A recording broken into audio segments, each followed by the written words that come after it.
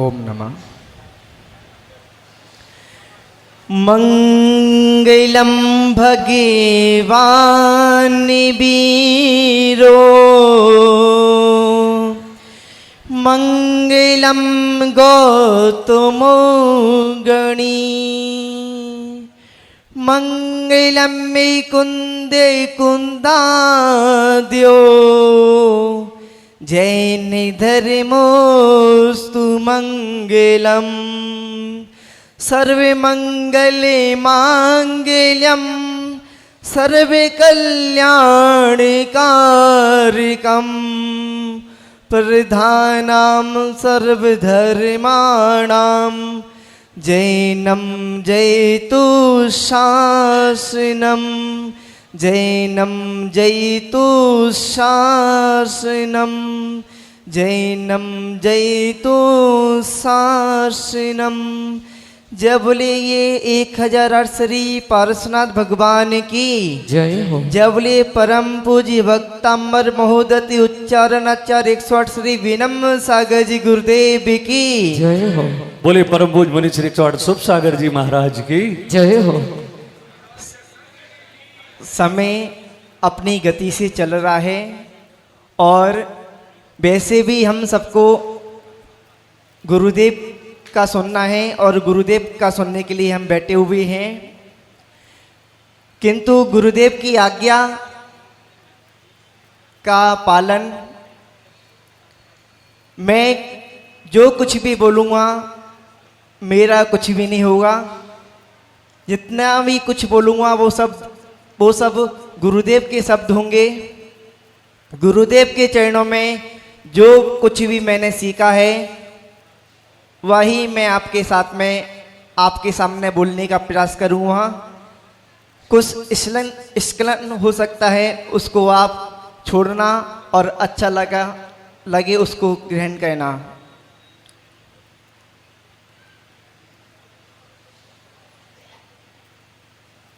आपने तीर्थों की वंदना बहुत की होगी। यदि तीर्थों में कोई तीर्थ है तो सम्मेद शिखर। आपने मंत्रों के बहुत सारे जाप किए होंगे। यदि मंत्रों में सबसे श्रेष्ठ मंत्र यदि कोई है तो वो, और आपने स्तोत्र बहुत पढ़े होंगे। यदि कोई स्तोत्र में सबसे श्रेष्ठ स्तोत्र है तो वो भक्तांबर स्तोत्र। और शास्त्रों में यदि कोई शास्त्र है तो वो कौन सा? तत्वात्म सूत्र, अभी जिसका वाचन चल रहा था। ऐसे ही पर्वों में यदि कोई पर्व है तो पर्युषण पर्व। कल माता जी बता रही थी कि 27 में से 10 गए तो कितने बचे? 0। यदि आपने पूरे साल धर्म किया और 10 दिन नहीं किया तो आपने साल में कितने समय धर्म किया? बिल्कुल भी धर्म नहीं किया। आज उत्तम मार्दव का दिन है।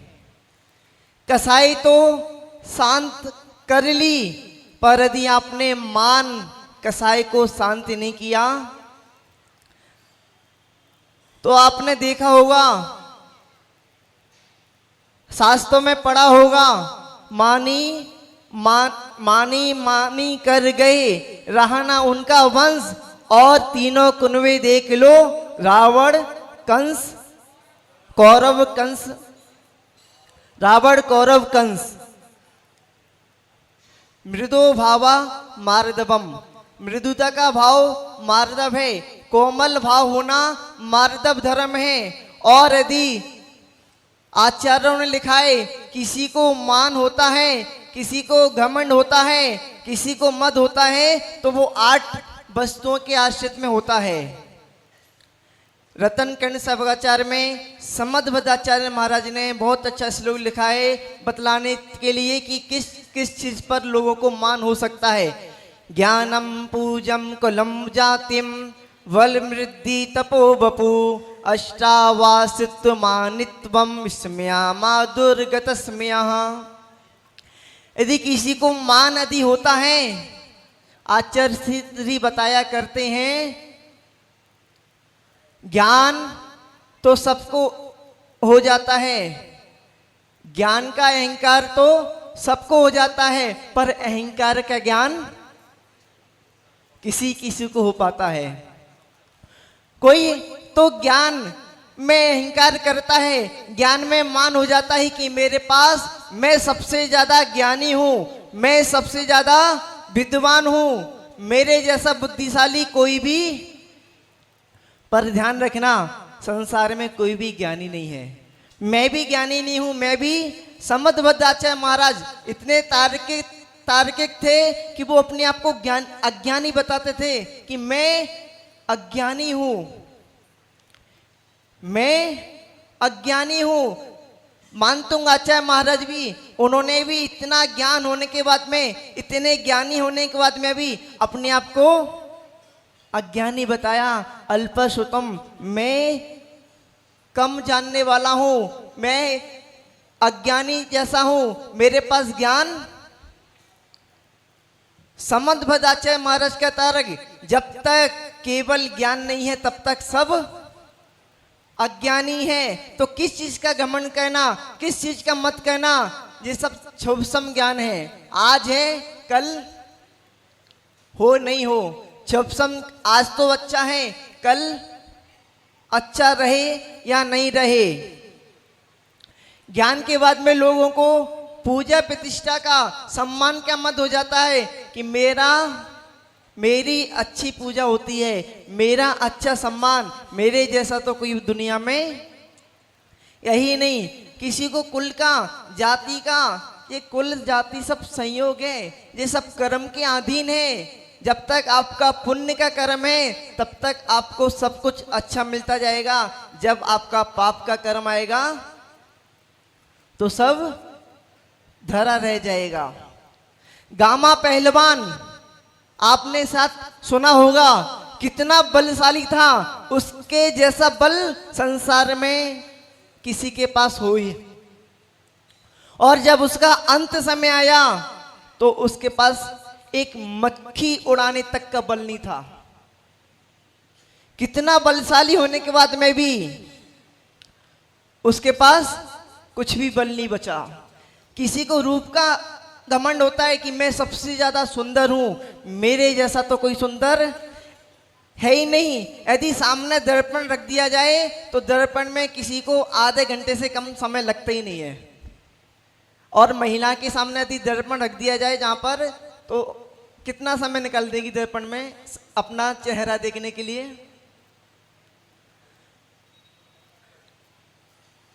ये सब कर्म के अधीन है, ये सब पुण्य के अधीन है। यदि आपके पास पुण्य है तो आपके पास सब कुछ है, और पुण्य नहीं है तो। एक बार वीत शोक नाम का एक राज्य था, उसमें अनंत वीर नाम का राजा राज करता था। उनकी पत्नी का नाम सीता था, उनका एक पुत्र था। क्या नाम था पुत्र का? सनत कुमार। सनत कुमार के पास कितना वैभव था, 6 खंड का अधिपति था, चक्रवर्ती था, 9 निधि थी, 14 रत्न थे, 84 लाख हाथी थे, 84 लाख रथ, 18 करोड़ घोड़े और 84 करोड़ सूरवीर योद्धा, 96 करोड़ गांव, 96,000 रानियां और 32,000 राजा, और रूप रंग काम कुमार जैसा उसका रूप था। काम कुमार के जैसे, कामदेव की तरह सुंदर था, वैभवशाली था, सुंदरशाली था। उसके पास समस्त संपदा, समस्त सुख सुविधा और सुंदरता सब कुछ उसके पास थी। एक बार सौधम इंद्र सभा में चर्चा चली, यदि किसी की सुंदरता देखना है तो मनुष्य लोक में सनत कुमार चक्रवर्ती को देखो।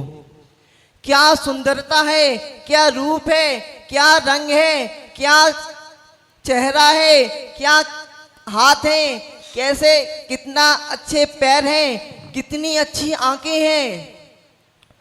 देवों में मनुष्य की चर्चा चली तो दो देव सभा में बैठे थे, कौतूहल विनोदी देव। उनको थोड़ा सा मन में विकल्प हुआ कि देवों के पास किस चीज की कमी है, देवों में क्या कम सुंदरता होती है, देवों के पास क्या कम वैभव होता है।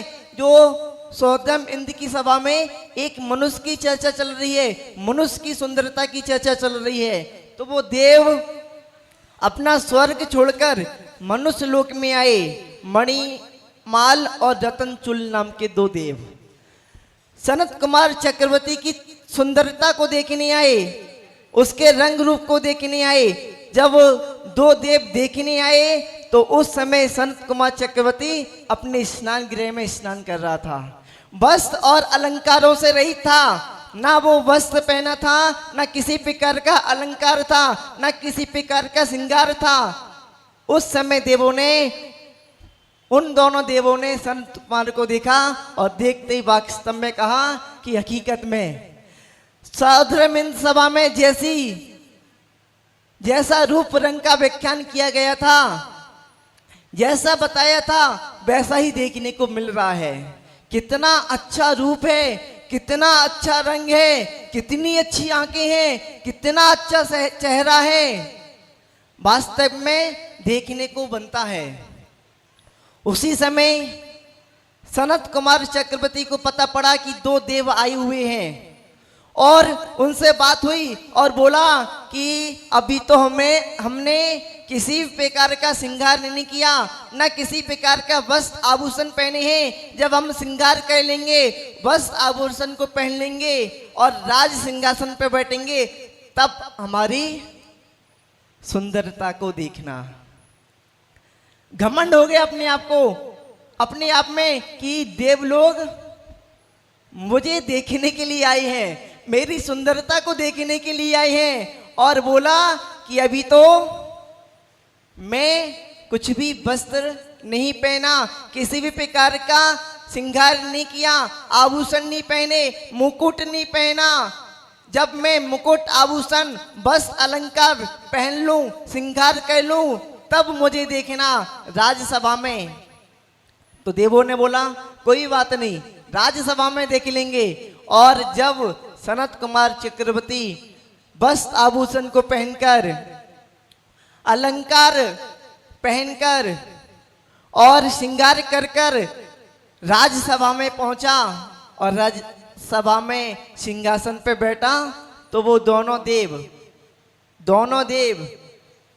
कौन कौन से, मणिमाल और रतनचुल नाम के दोनों देव देखकर थोड़ा सा उन्होंने मुंह बना लिया। अब वो बात नहीं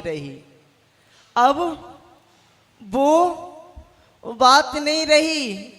लोगों ने पूछा क्या बात नहीं रही? अरे अब वो बात नहीं रही। क्या बात नहीं रही? जो हमने पहले देखी थी सुंदरता, अब वो लोगों को आश्चर्य हुआ। पहले सुंदरता देखी थी, अब वैसी सुंदरता नहीं रही। थोड़ी सी देर में सुंदरता समाप्त हो गई। ऐसा क्या हो गया? थोड़ी सी देर में सुंदरता समाप्त हो गई। पहले क्या थी, अब क्या है? पहले तो कुछ भी अलंकार नहीं किया था, कुछ भी वस्त्र नहीं पहने थे, कोई भी श्रृंगार नहीं किया था, तब अच्छे लग रहे थे। और अब जब श्रृंगार करके राज गद्दी पे बैठे हैं, सिंहासन पे बैठे हैं, अब वो बात, अब कह तो दिया, वो बात ही नहीं रही। अब उनको सिद्धि भी करना है। किसी भी बात का कहना तो आसान है, सिद्धि करना कठिन है। जैसे सम्मतभद्र स्वामी महाराज, उन्होंने कह तो दिया था, शिव पंडी आपकी शिव पिंडी मेरे नमस्कार को झेल नहीं पाएगी। कह तो कि दिया आसानी में, पर सिद्धि करना वो भी सोचने लगे कि अब सिद्धि करें तो कैसे करें। तब एक जिन शासन देवी, रक्षक देवी उनके पास आई और उनको बताया कि तुम शंभु स्तोत्र का पाठ करना तो सब सही हो जाएगा। जितने भी जैन शासन में रक्षक देवी देवता होते हैं वो जिन शासन की रक्षा करने के लिए होते हैं।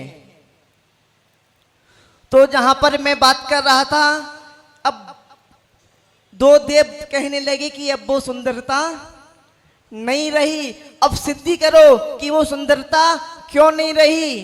तो उन्होंने एक गिलास मंगाया, उसमें पानी मंगाया गिलास में, और गिलास में पानी मंगाने के बाद में बोला देखो कि ये गिलास में पानी कितना है, और उसमें एक तीर्ण छोटा सा टुकड़ा लिया और गिलास में डाला और गिलास में से निकाल दिया और पूछा अब इस पानी, अब देखो गिलास में कितना पानी कम हो गया। अभी कितना था, अब गिलास में कितना पानी। एक छोटा सा टुकड़ा लिया तीर्ण का, गिलास में डाला और निकाल दिया और पूछा कि अब गिलास में कितना पानी कम हो गया। लोगों ने एक साथ बोला कि पानी बिल्कुल भी कम नहीं हुआ। पानी, तो देवों ने पूछा यदि पानी गिलास में कम नहीं हुआ तो ये तीर्ण का टुकड़ा ये गीला कैसे हो गया। यदि गिलास में से पानी कम नहीं हुआ तो ये तीर्ण का टुकड़ा जो मेरे पास छोटा सा टुकड़ा है, मैंने गिलास में डाला था, गिलास में से निकाला तो वो गीला कैसे हो गया। वो देव सनत कुमार चक्रवर्ती को देखने नहीं बल्कि सनत कुमार चक्रवर्ती को बोध कराने आए थे। ये सब क्षण मंगुर है, क्षण मंगुरता का बोध कराने आए थे। चक्रवर्ती को ज्ञान हुआ, उसी समय उसको बोध हुआ और वैराग आ गया। यही देखकर ये सब क्षण मंगुरता है, कुछ भी शाश्वत रहने वाला नहीं है।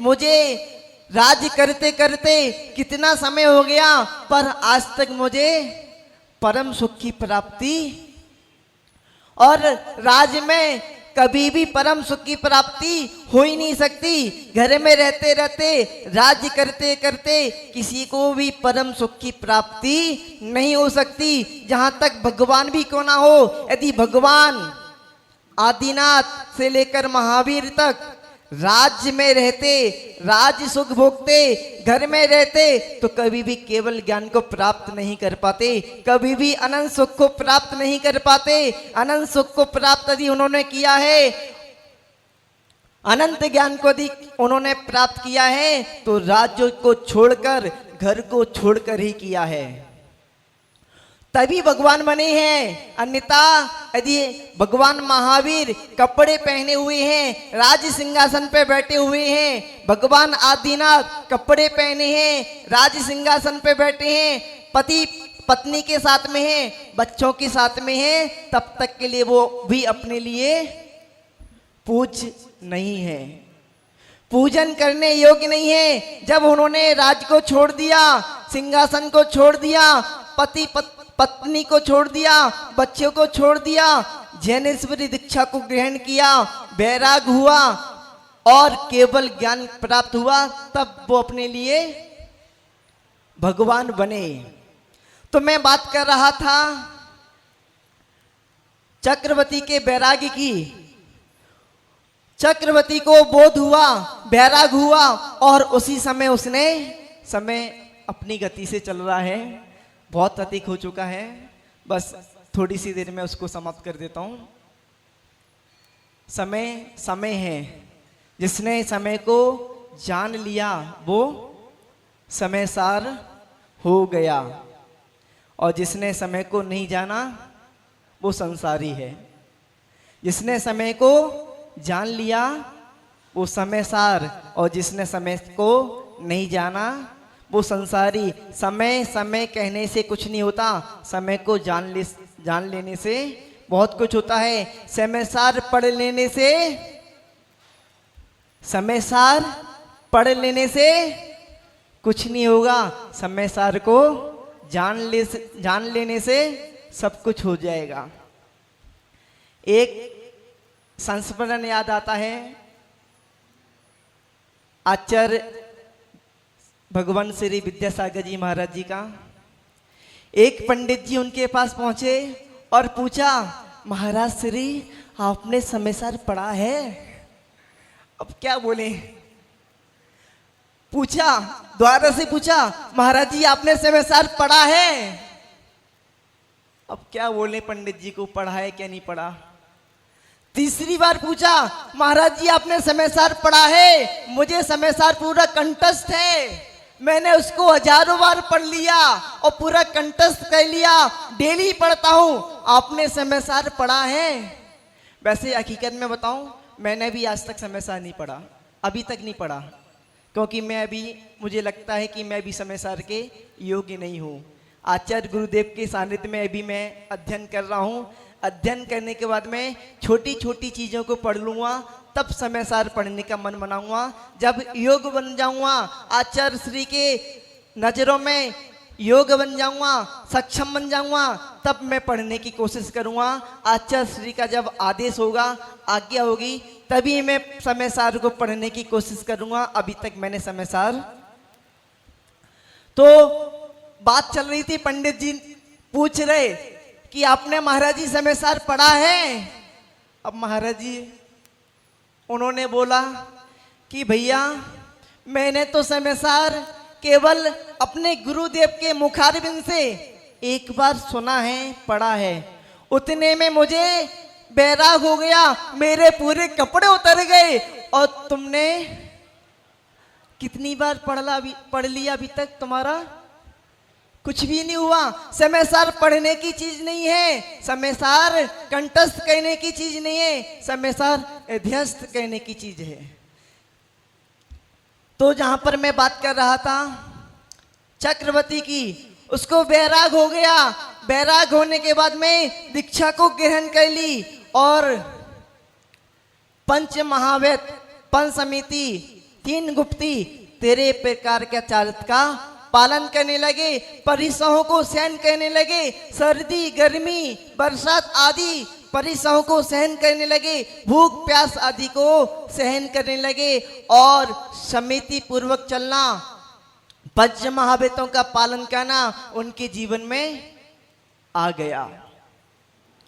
समय बीतता गया, एक बार उन्होंने आहार करने के लिए गए तो आहार में प्रकृति के विरुद्ध माता बहनें आहार तो प्यार से कराती हैं, माता बन के कराती हैं, पर थोड़ा सा अधिक प्यार दिखा देती हैं। दूध चल रहा होता है, उसमें जूस चलाने की कोशिश करती हैं। प्रकृति के विरुद्ध कुछ चल रहा है और कुछ चलाने की कोशिश करती हैं। जूस ले रहे हैं, उसमें पानी पिलाने की कोशिश करती हैं, थोड़ा अधिक प्यार दिखा देती हैं। प्यार दिखाओ, मां बनो, पर थोड़ा सा विवेक के साथ में देखो, समझो, जानो, उसके बाद में देने की कोशिश करो, देने की कोशिश करो। भक्ति से दो, आहार दो, श्रद्धा से आहार दो। केवल पटकने वाला काम लिया और पटक दिया, लिया और पटक दिया, क्या पटका पता नहीं, महाराज जी ने क्या लिया पता नहीं, बस आहार निअंतराय हो गया। अरे निअंतराय तो हो गया, पर पेट में गड़बड़ हो गई। जहां पर आके आहार तो निअंतराय करा दिया, पर जहां पर पेट में दर्द होने लगा, सर दर्द होने लगा, तो अंतराय वाला हुआ या निअंतराय वाला? सामायिक में अंतराय आ गया, स्वाध्याय में अंतराय आ गया। आपके यहाँ पर तो नियंत्रण ले लिया, पर यहाँ पर सामायिक में, स्वाध्याय में, माला जाप में सबसे बड़ा अंतराय हो गया। तो जहां एक बार सनत कुमार मुनिराज आहार के लिए निकले तो प्रकृति के विरुद्ध आहार ले लिया और उनको रोग हो गया। रोग होने के बाद में ऐसा स्वास्थ्य खराब हुआ, उनको कुष्ठ रोग हो गया। देव लोग द्वारा से परीक्षा करने आए और देव लोगों ने देखा कि इनको बहुत बड़ा रोग हो गया है, तो उनके आसपास घूमने लगे कि रोग का इलाज करा लो। तो चक्रवर्ती ने देखा कि ये जंगल में क्यों घूम रहे हैं और पूछा कि क्यों घूम रहे हो। तो उन्होंने बताया कि हम वैद्य हैं, किसी भी प्रकार का रोग का इलाज कर देते हैं। तो सनत कुमार चक्रवर्ती बोले कि मुझे बहुत बड़ा रोग है। पूछा कौन सा रोग है, तो उन्होंने बताया जन्म जरा मृत्यु का रोग है, वो तुम सही कर सकते हो क्या नहीं। उन्होंने देवों ने हाथ जोड़ लिए, इस रोग की दवा तो केवल आपके पास है, ये रोग आप ही सही कर सकते हो। और उसके बाद में उन्होंने समाधि पूर्वक मरण किया और स्वर्ग में जन्म हुआ उनका। बस मैं इतने का हुआ। किसी को भी मान नहीं करना चाहिए, घमंड नहीं करना चाहिए। ये सब मान यहीं पर रखा रह जाएगा, साथ में जाने वाला नहीं है। ये सुख संपत्ति यहीं पर रखी रह जाएगी, इस धरा पर सब रखा रह जाएगा। आत्मा ही है वो सभी जगह जाएगी। तो अपनी आत्मा को निर्मल बनाए। 10 लक्षण पर्व, पर्युषण पर्व आत्मा को निर्मल करने वाले होते हैं। बस इसी के साथ मैं अपनी वाणी को विराम देता हूँ। जय बोले परम पूज्य आचार्य भगवान 108 श्री विनम्र सागर जी गुरुदेव की जय हो। बोले परम पूज मुनि श्री शुभ सागर जी महाराज की जय हो।